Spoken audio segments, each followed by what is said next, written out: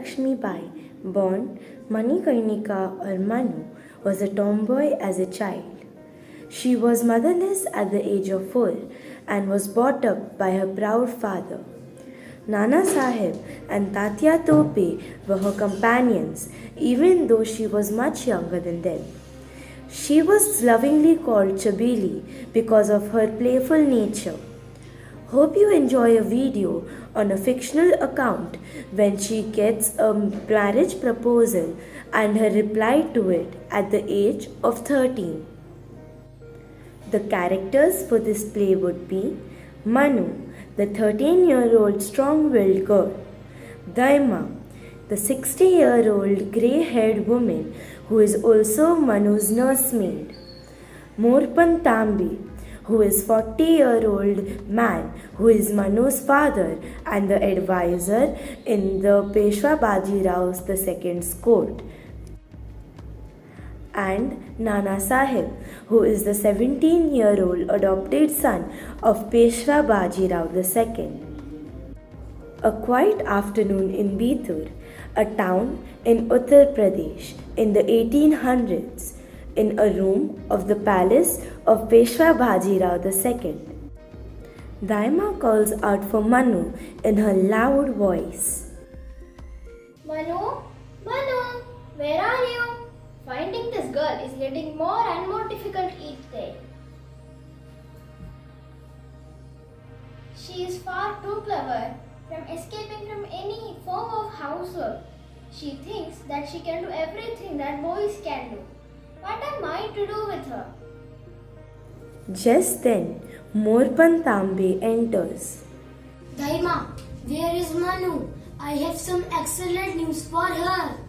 Manu, God knows where she is. She must be climbing trees, riding a horse, fighting with a sword.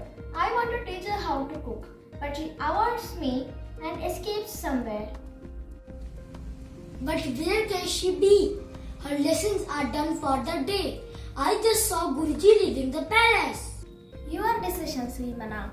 Educating Manu with Nana Sahib and Tatya Tope has made her completely disobedient. She refuses to chop vegetables, to cook, and even to plait her hair. She has become a bundle of no's. But Daima, education is very important for girls. I dream a day when every city will have universities and school for girls, where every boys and girls can pursue their studies. What strange, incredible things you are thinking of, Srimana. Meanwhile, Manu is becoming more and more stubborn each day. Daima, I am grateful to you for looking after Manu since her mother died. You have been like a mother to her. But you must understand that Manu is stubborn by her nature. This is her weakness today, but one day it will be her strength. But Srimana, what use is teaching Manu maths and science when she will have to cook and sew and look after household when she grows up? Daima, I want to be Manu as knowledgeable and accomplished as any boy. I believe that girls should also be given right to education as any boy. It's because of our ignorance that we keep girls chained to the kitchen. But where is Manu?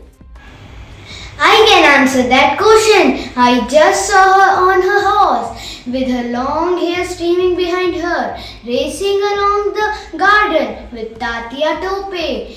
As our lessons were done, she was off. Oh, what is to be done with this girl? Thank you for the information, Nana Sahib. By the way, how is Manu doing at her lesson? She is brilliant, uncle. Guruji is pleased with her, not in studies. She always defeats me and Tatya in sword fighting, hand-to-hand combat and many more. She is better than Tatya and me.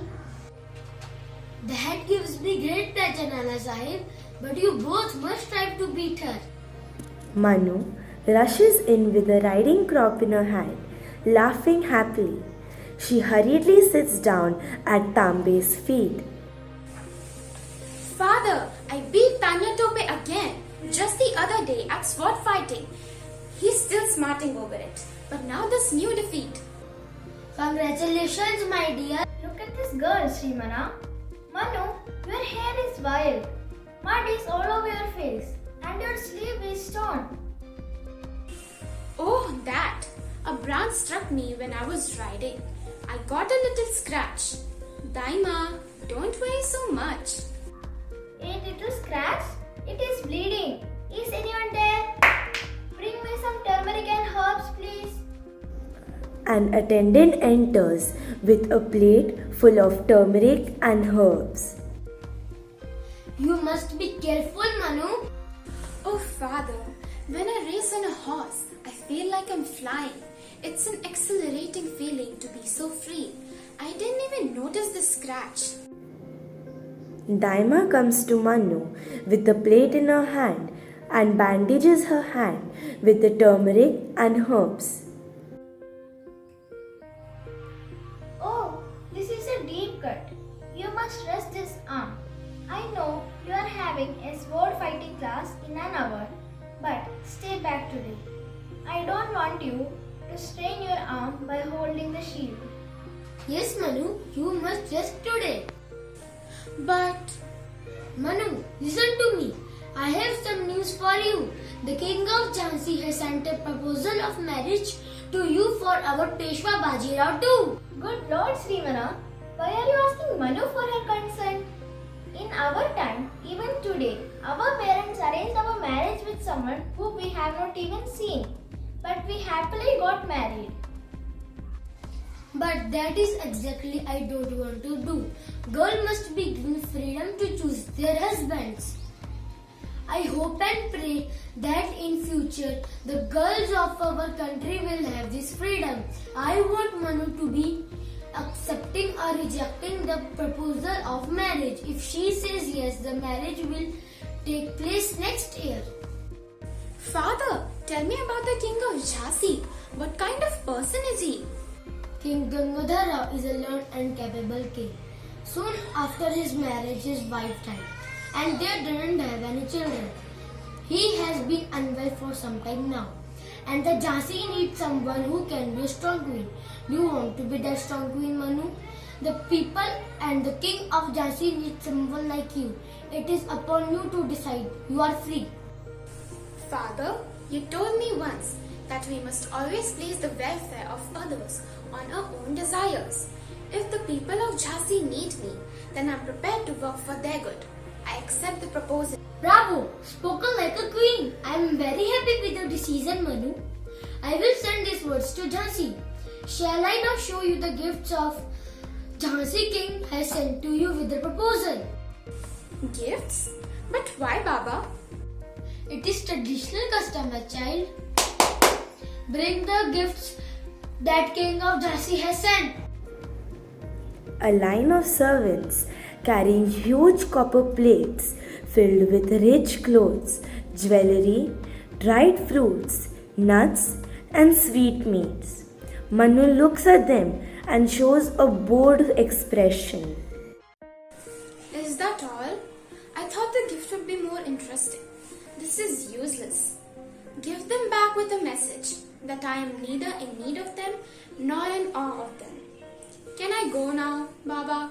There are 2 more gifts, Manu, that you may find interesting. Shall we look at them? Well, yes, Baba, if you insist. They all move outside to the courtyard. There stands a beautiful white horse with its reins in the hand of an attendant. Another attendant walks up to Manu and gives her a sword bejeweled with precious. Wonderful! He is a warrior horse with strength and speed. He shall carry me in battle if I ever had to fight for Jhansi. I shall call him Badal. She holds the sword up and examines it by swinging it expertly. The sword is perfectly balanced with strength which can cut through the enemy like a knife through butter. So, you like your gifts, Manu? Very much, Baba. Please convey my gratitude and pleasure to the king of Jhansi when you write to him. I will, my dear. Father, please let me go for my sword fighting practice. I have an idea. Today I will hold my wounded hand behind me and fight with one hand. Let me try. Bravo, spoken like a queen. Go, my child. You have my blessings in all that you do. Rani Lakshmi Bai ruled the kingdom of Jhansi after her husband's death. She fought bravely to protect her kingdom from the British rule. During the rebellion, she made a daring escape by jumping over the walls of the fort in Jhansi and climbing over her horse's back with her adopted son tied to her own back. She was killed while fighting the Britishers in Gwalior in 1858.